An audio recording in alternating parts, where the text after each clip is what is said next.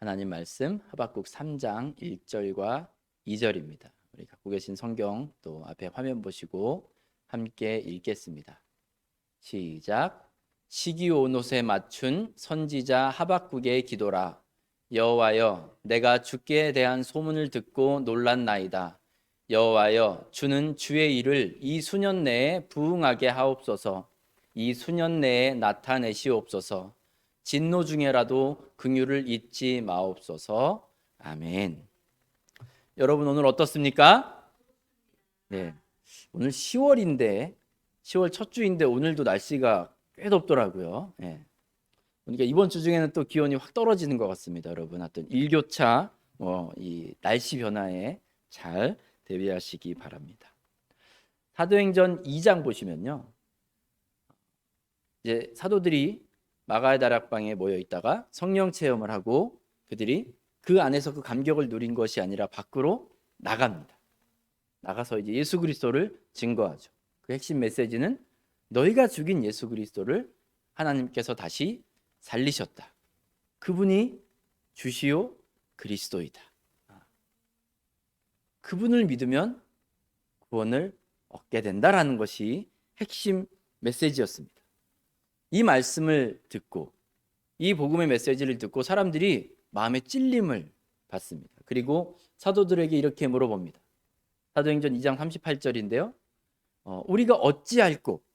라고 하는 질문에 베드로가 이렇게 대답하죠. 베드로가 이르되 너희가 회개하여 각각 예수 그리스도의 이름으로 세례를 받고 죄 사함을 받으라. 그리하면 성령의 선물을 받으리니 했습니다. 그리고 나서 많은 사람들이 이 말씀에 호응해서 어떤 일이 벌어졌냐면 그 말을 받은 사람들이 세례를 받았는데 그날의 신도의 수가 3,000이나 더하더라. 아멘. 아멘이시죠? 네. 여러분 혹시 평양 대부흥운동이라는 거 혹시 들어보셨죠? 네, 들어보셨을 겁니다. 1907년 1월에 평양에 있는 저 장대현 교회, 저 교회를 중심으로 해서 한반도 전 지역을 회개와 기도, 성령 체험, 영적 대각성의 물결로 뒤덮은 그 운동을 가리켜서 평양 대부흥 운동이라고 부릅니다. 이 처음은 원산에 있는 선교사님들의 기도로부터 그 부흥 운동이 시작이 되었다고 합니다. 이 기도 운동이 점점점 확산되더니 1907년 1월에 장대영 교회에서 부흥회를 말씀 사경회를 갖는 동안 이게 폭발해 버립니다. 이 부흥의 불씨가 이 뜨거움이 한반도 전역으로 퍼져갔고 각 지역에 교회가 생기고 많은 사람들이 세례를 받고 교인이 되고 급속도로 복음이 전파되는 그런 일이 일어났습니다. 평양 대부흥 운동이 일어나기 전에 추산하기를 대략 기독교인이 한 20만 명 정도였다고 그러는데 이 1907년 저 뜨거운 성령 체험의 역사가 있은 후에 5년이 안 되어서 100만 명으로 그 숫자가 늘어났다고 합니다. 그래서 혹자는 이 평양 대부흥 운동을 한국의 오순절 운동이다 이렇게 평가하기도 합니다. 여러분 사도행전 2장에 나오는 이 일어난 일들 그리고 평양 대부흥 운동 이 일들 어떤 것 여러분에게 가장 놀라움을 줍니까? 사도행전 2장 보시면 물론 성령 체험, 방언, 그들의 이제 담대함 이런 것들도 우리에게 감동을 주고 놀라움을 주지만 우리에게 큰 놀라움을 주는 건 숫자입니다. 사도행전 2장 42절 다시 보시면 세례를 받음에 이날의 신도의 수가 몇 명? 3,000명이 더하더라. 마가의 다락방에 모인 이 성도들의 숫자가 120명이니까 오늘날로 따져도 개척교회보다는 조금 나은 상황이긴 하지만 작은 규모의 교회가 3,000명이 되는 대형 교회가 되는 그런 역사가 일어났습니다. 이 평양 대부흥 운동도 비슷합니다. 우리가 이 평양 대부흥 운동에 집중하는 것, 관심을 갖는 것은 많은 부분 교회의 성장, 성도들의 증가, 이 부분에 대해서 사실 관심이 많이 있습니다. 그런데 오늘 하박국 3장 2절에 보시면 성경에 딱 한 번 등장, 성경 전체에서 이 본문에만 등장하는 단어가 하나 있습니다. 어떤 거 같으세요? 네, 부흥입니다. 이 부흥이라는 단어가 성경 전체에 이곳 딱 한 군데에만 나옵니다. 앞서 말씀드렸다시피 부흥하면 우리는 자연스럽게 숫자를 떠올립니다. 숫자가 늘어나는 것, 부흥. 우리 교회가 부흥됐다. 여러분 어떤 의미로 받아들여지시나요? 네, 숫자가 늘어났다. 그러니까 부흥과 교인 수의 증가는 거의 동의어처럼 쓰였습니다. 그리고 지금도 그렇게 이해가 되곤 합니다. 그럼 하박국 3장에서 말하고 있는 주의 일을 이 수년 내에 부흥하게 하옵소서 해서 부흥의 의미에 대해서 한번 살펴보고자 합니다. 하박국은 남유다 말기에 활동했던 선지자입니다. 이 하박국서가 좀 특징적인 그런 구조를 가지고 있는데 일반적으로 예언서에 보면 하나님이 예언자를 부르시고 그에게 소명을 주시고 말씀을 주시면 예언자는 그 말씀을 가지고 사람들에게 대언합니다. 여러분 사람들이 듣기도 하고 예언자를 대적하기도 하고 이제 이렇습니다. 그런데 하박국서에 보면 등장인물이 하박국과 하나님밖에 없어요. 1장과 2장에는 하박국 선지자와 하나님의 대화가 전부입니다. 그리고 3장은 하박국이 하나님께 기도하는 내용이 전부입니다. 하박국이 하나님의 말씀을 듣고 백성들에게 전하는 그런 과정도 없고 청중이라고 등장하는 백성들의 이름도 나오지 않습니다. 하박국과 하나님의 대화. 그런데 1장과 2장의 대화 내용을 보면 하박국이 주로 하나님께 따집니다.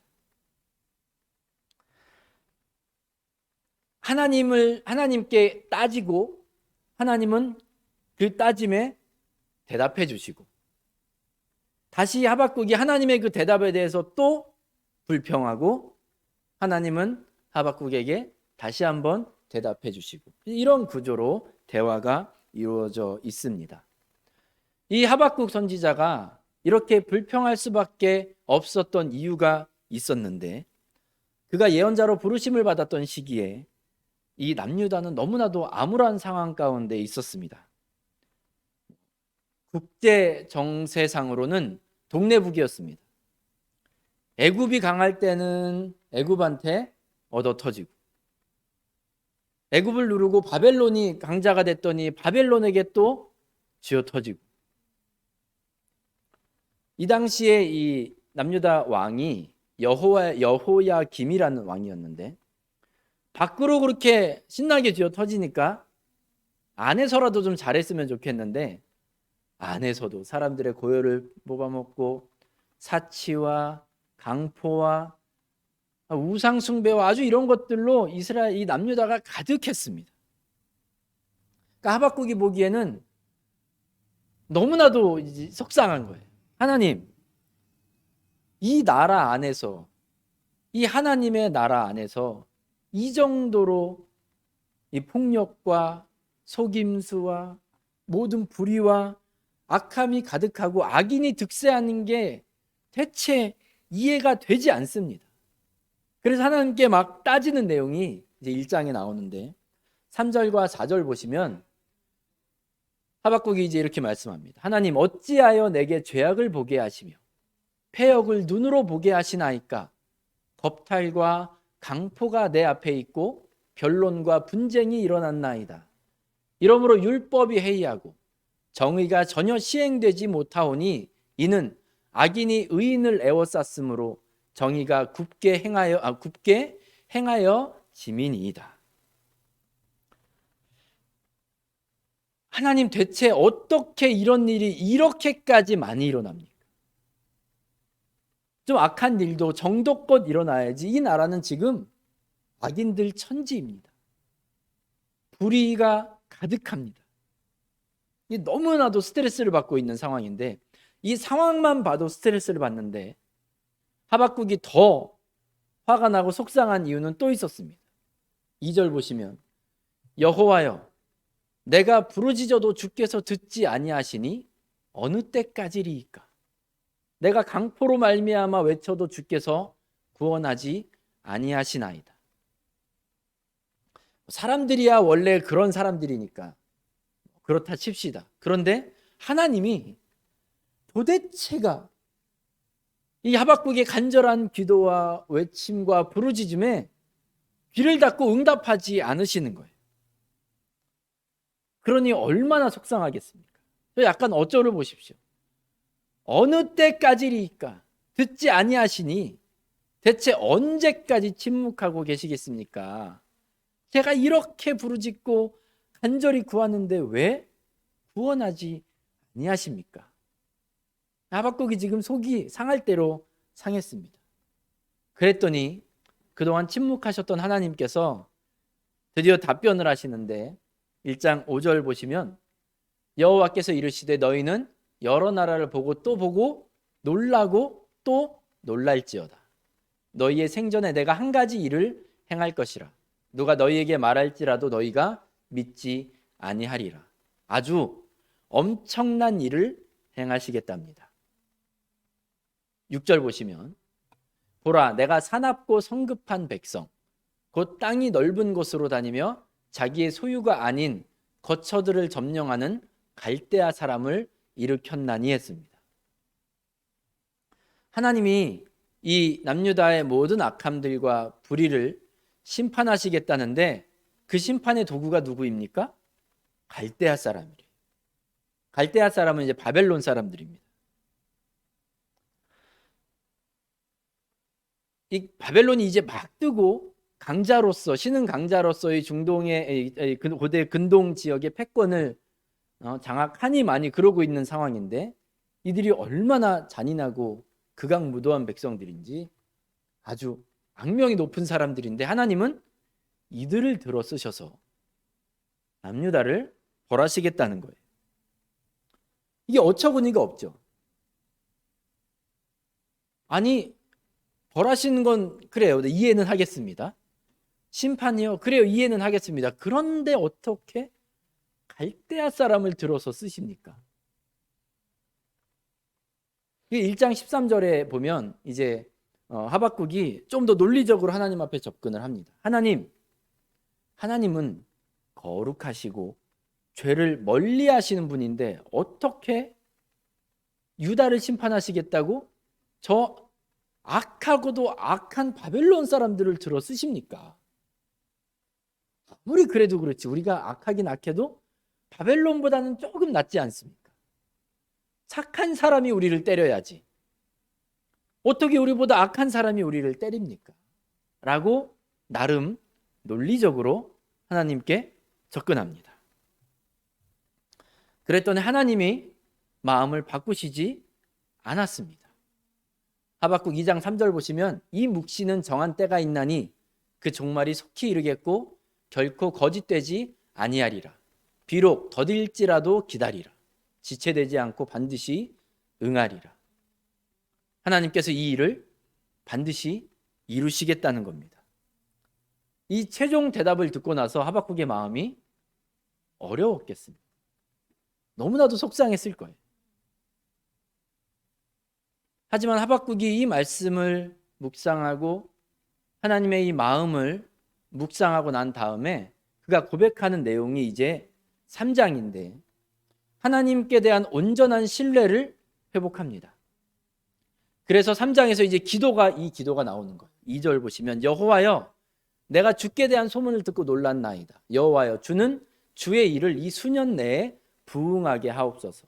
이 수년 내에 나타내시옵소서. 진노 중에라도 긍휼을 잊지 마옵소서. 여기 보면 여호와여, 내가 주께 대한 소문을 듣고 놀랐나이다 했는데, 이 소문은 하나님께서 이제까지 이스라엘 백성들에게 해오셨던 많은 일들을 말합니다.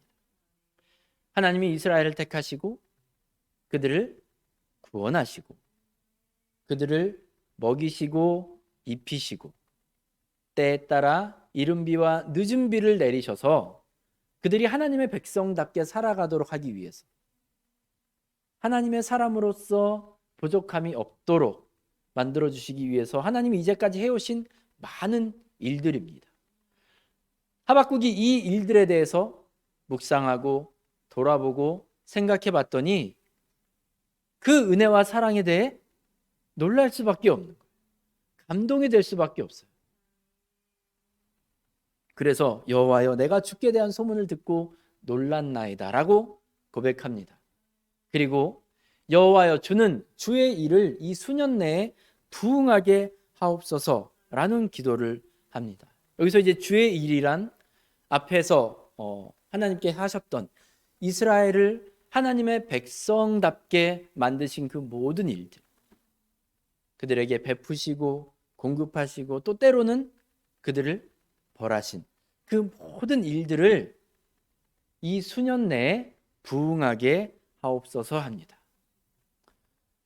부응이라는 단어는요, 한국 그 국어사전으로 보면 쇠퇴하였던 것이 다시 일어나는 것입니다. 히브리어로 보면 하예우라는 단어인데 살게 하다, 새롭게 하다라는 뜻입니다.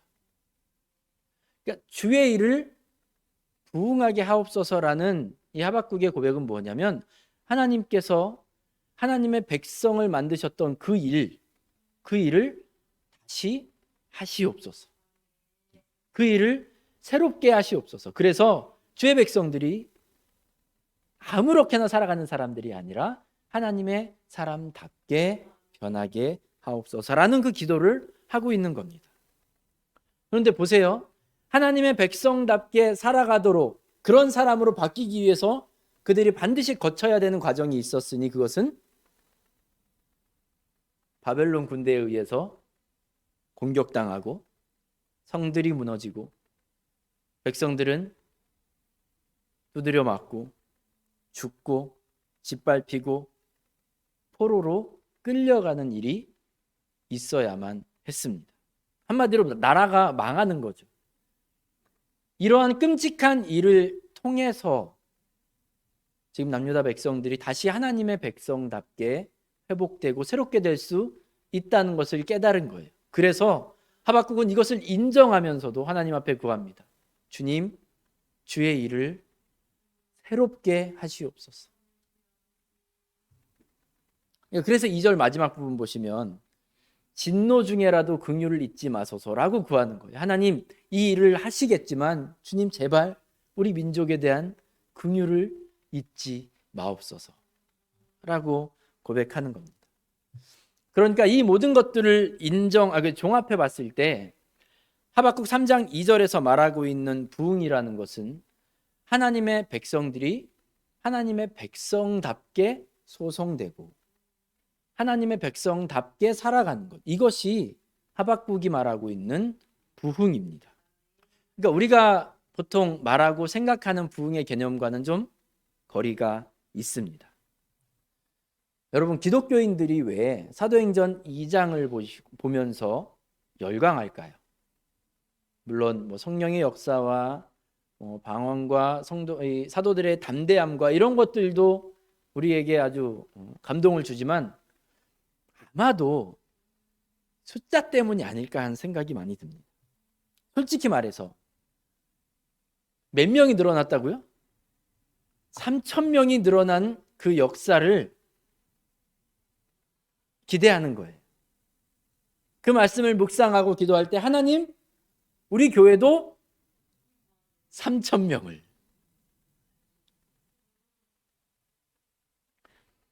우리가 평양 대부흥 운동에 대해서 그것을 또 자꾸 언급하고 돌아보는 것도 물론 여러 가지 각도의 해석과 평가가 있지만 우리 밑에 깔려 있는 그 마음은 교회의 성장, 성도들의 폭발적인 증가.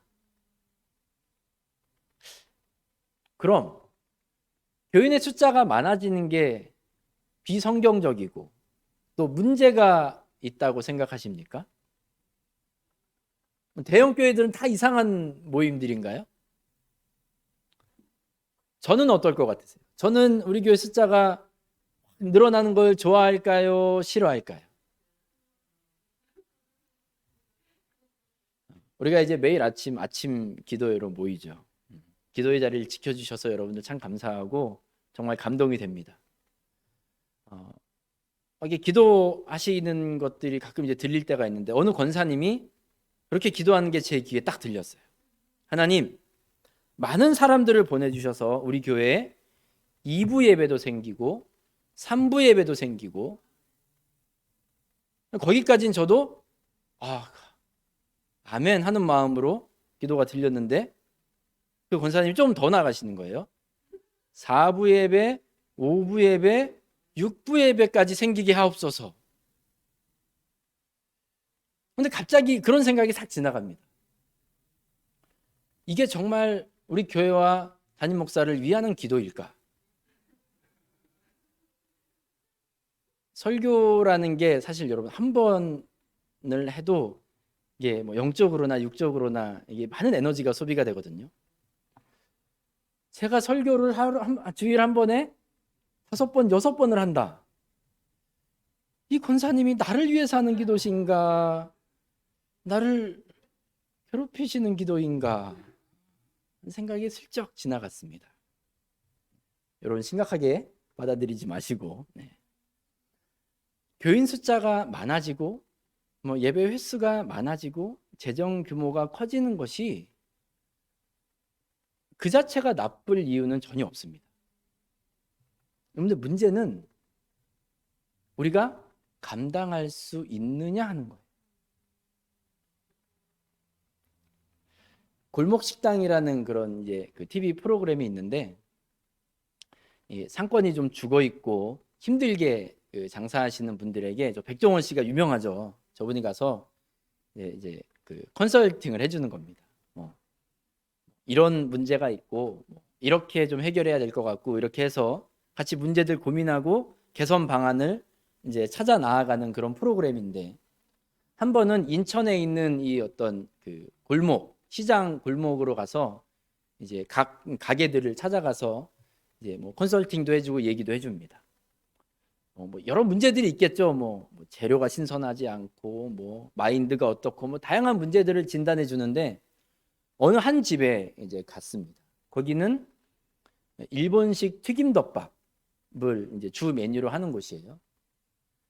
백종원 씨가 어느 집에 가든 대부분 아주 이 날카로운 매의 눈으로 다 찾아내거든요. 문제점들을 다 얘기해 주는데 저 집에 가서는 처음부터 끝까지 칭찬 일색이에요. 이 사장님은 이 음식에 대한 이 지식도 풍부하고 열정도 뜨겁고 청결 상태도 너무 좋고 맛도 기가 막히고 그러니까 흠잡을 데가 없다는 겁니다.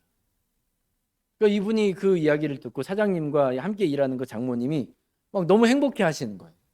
그래도 그렇게 열심히 한 보람이 있구나. 너무나 기뻐했어요. 이 방송이 나간 뒤에 이제 몇 주가 지났습니다. 다시 찾아가요. 사장님과 그 장모님의 표정이 어땠을까요? 표정이 별로 이제 안 좋아지는 거예요. 방송이 나간 다음에 많은 사람들이 전국에서 이 집에 와서 음식 맛을 보겠다고 몰려들었는데 아침 새벽 일찍부터 와서 줄을 서야 간신히 점심 메뉴를 먹을 수 있을 정도로 그렇게 사람들이 미어 터지는 겁니다. 그러니까 소위 대박이 났죠. 우리 교회 용어로 하면 부흥이 일어난 겁니다. 엄청난 부흥이 일어났어요. 그런데 이 사장님의 표정이 점점점 안 좋아지고 웃음이 사라지고 여유가 사라지는 거예요. 이제 백종원 씨가 이제 물어봐요. 요새 어떻습니까? 너무 힘들대요. 즐겁지가 않대요. 그러니까 그 푸드트럭 그 세팅에서는 감당할 수 있는 숫자가 한계가 있는 거예요. 그러니까 손님들에게 이전에 100%의 퀄리티로 서비스를 했다면 지금은 한 60%밖에 안 된다는 거예요.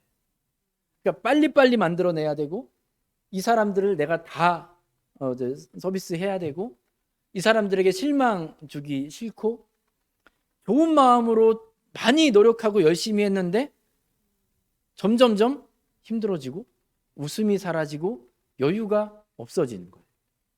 감당이 안 돼서였던 거예요. 그 많은 숫자를 감당할 수가 없었기 때문입니다. 저는 교회도 똑같지 않나라는 생각을 해봤어요. 거의 모든 교회가 큰 교회라고 주님 부흥을 이제 그만 주옵소서라고 기도하진 않을 겁니다. 작은 교회도 주님 부흥을 허락하옵소서라고 기도해요. 모든 교회가 하나님 많은 사람들이 우리 교회에 오게 하옵소서라고 기도는 하는데, 그런데 우리가 말하는 그 숫자의 부흥에 대한 감당할 수 있는 준비가 되어 있는가? 이 부분이 결정적인 차이를 만들어냅니다. 만약 숫자가 늘어나는 것을 감당할 준비가 안 돼 있다면 그 많은 사람들 때문에 작은 규모였을 때에는 겪어보지 못했던 여러 가지 문제들이 나올 겁니다. 그 문제들 때문에 더 힘들고 더 괴로울 거예요. 우리가 사도행전 2장 그리고 평양 대부흥운동, 이 일을 부흥이라고 부르는 이유는 숫자가 늘어났기 때문이 아닙니다.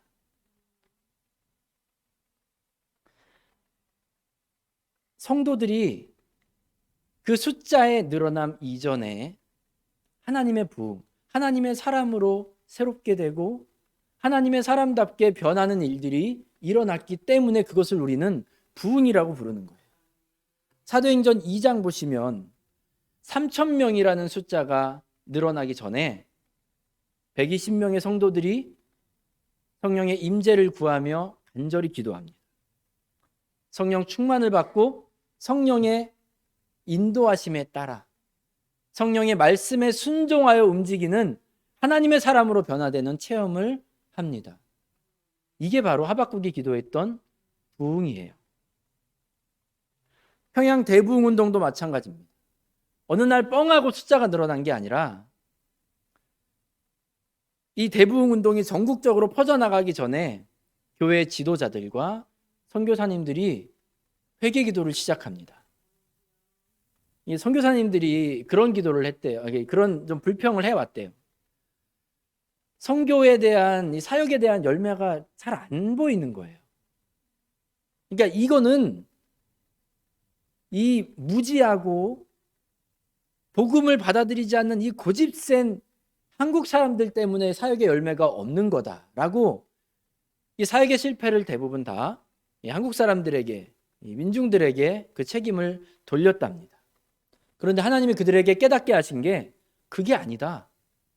너희의 교만 때문이라는 것을 깨닫게 하셔서 그것을 놓고 회개하기 시작했습니다. 또 평양에 있는 이 장대영 교회에서도 리더였던 길선주 장로님이 설교하러 올라와서 저는 죄인입니다.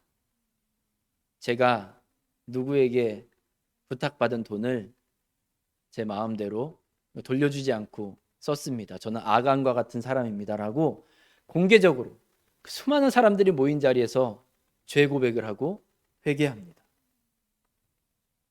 이 장로님의 회개 고백을 시작으로 사람들이 계속해서 나와서 저는 이런 죄를 지었습니다. 저런 죄를 지었습니다.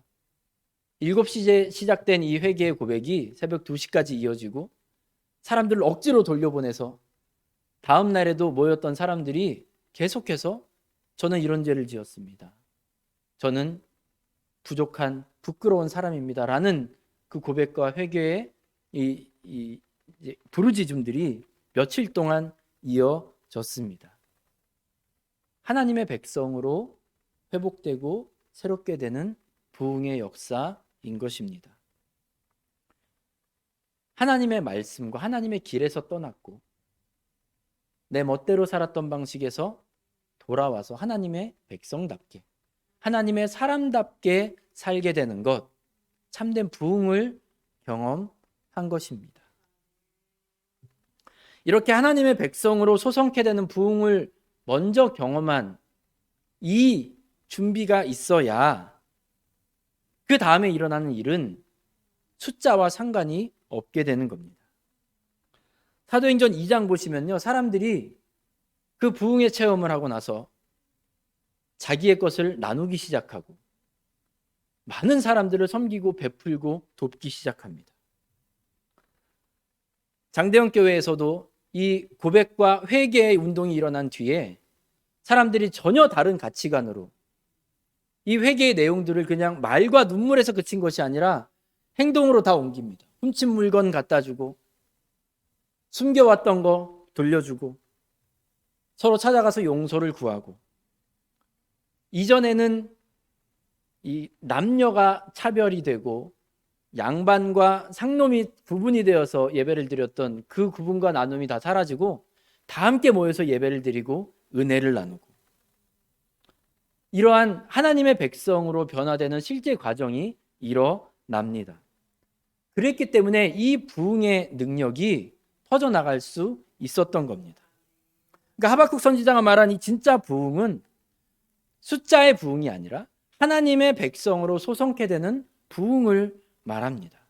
그렇기 때문에 숫자가 몇 명으로 늘어났어도 감당이 될 수 있는 거예요. 부흥의 변화, 하나님의 백성으로 바뀌는 그 새로운 변화가 일어나지 않았는데 숫자가 늘어난다고 생각해 보세요. 적은 숫자에서는 한 10명끼리 그냥 시끄럽게 치고받고 싸웠던 싸움인데 교인이 확 늘어나서 수백 명이 치고받는 싸움으로 번지게 될 겁니다. 모든 행사와 모임과 예배 때마다 얼마나 시끄럽고 얼마나 많은 사람들이 상처 입고 실족하겠습니까? 사실 이 숫자가 늘어나는 것은, 이 교회의 이 숫자적인 이 부흥은 전 세계 모든 목회자가 가지고 있는 공통적인 이 고민과 기도 제목일 겁니다. 저도 사실 하나님, 제가 숫자에 대해서 연연하지 않고 하나님 그것에 제 관심 빼앗기지 않게 해달라고 기도는 하지만 전혀 영향을 받지 않는 것은 아닙니다. 아직 5부나 6부까지는 모르겠지만 하나님 빈자리가 채워지게 하시고, 하나님 젊은 세대도 늘어나게 하시고, 하나님 헌신한 사람들도 많아지게 없어서라는 기도를 저도 늘 합니다. 그런데 그 기도와 함께 반드시, 아니 어쩌면 그 기도보다 더 앞서 우리가 주님 앞에 드려야 할 간구는, 주님, 저를 하나님의 사람으로 새롭게 하여 주시옵소서. 주님, 제가 하나님의 사람으로 변화되게 하옵소서. 하나님의 말씀이 저를 이끄시고 하나님의 성령의 인도하심에 순종하는 그 부흥을 경험하게 하옵소서라는 그 간구가 선행되어야 합니다. 만약에 여러분 이 기도가 없다면 저와 여러분은 숫자에 대한 부흥, 재정에 대한 늘어남, 교회의 양적인 증가에 대해서 아무런 준비가 되어 있지 않는 사람들입니다. 우리가 먼저 하나님 앞에 말씀으로 돌아가고 하나님의 방법으로 돌아가고 하나님의 가치관으로 돌아갈 때 저와 여러분은 그 어떠한 변화에도 준비되고 감당할 수 있는 능력을 가진 사람이 됩니다. 사랑하는 여러분, 하나님의 말씀으로 돌아가고 하나님의 사람으로 변화되는 부흥을 경험하시길 간절히 축복합니다. 우리에게 진짜 필요한 부흥, 우리에게 먼저 있어야 할 부흥은 하나님의 사람으로 변화되는 부흥입니다. 그 부흥을 통해서 이제 하나님께서 우리에게 행하실 일들을 기대하시기 바랍니다. 그 부흥의 체험을 통해서 하나님께 쓰임받기에 준비되어 있는 저와 여러분 되시길 축복합니다. 여러분, 바로 지금이 하나님께서 행하실 그 일들을 준비하기 위한 참 좋은 때입니다. 우리 눈에 보이는 것 때문에 흔들리지 마시고 내가 느끼는 감정에 무너지지 마시고 지금 이 순간 하나님, 저를 하나님의 사람으로 새롭게 하옵소서, 하나님의 사람으로 변화되게 하옵소서라고 함께 기도하고 부르짖는 우리 교회가 되시길 주님의 이름으로 축복합니다. 함께 기도하겠습니다.